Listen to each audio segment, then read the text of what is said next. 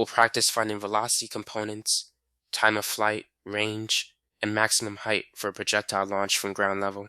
Here's the problem.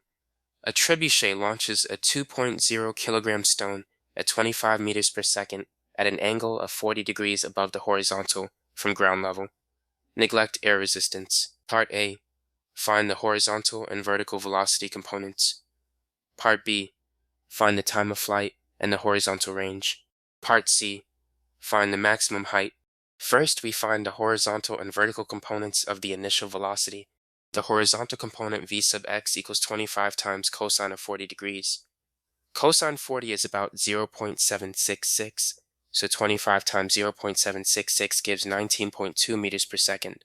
The vertical component v sub y equals 25 times sine of 40 degrees. Sine 40 is about 0.643, so 25 times 0.643 gives 16.1 meters per second. Now find the time of flight. Since the projectile returns to launch height, we use t equals 2 volts sub y over g. T equals 2 times 16.1 divided by 9.8, which gives 3.28 seconds.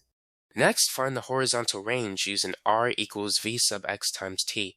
R equals 19.2 times 3.28, which gives 63 meters. Finally, find the maximum height using h equals v sub y squared over 2g. H equals 16.1 squared divided by 2 times 9.8. 16.1 squared is 259, and 2 times 9.8 is 19.6, so 259 divided by 19.6 gives 13.2 meters. Remember, for projectile motion from ground level, use the components to find time of flight, range, and maximum height with the formulas t equals 2 volts sub y over g, r equals v sub x times t, and h equals v sub y squared over 2g.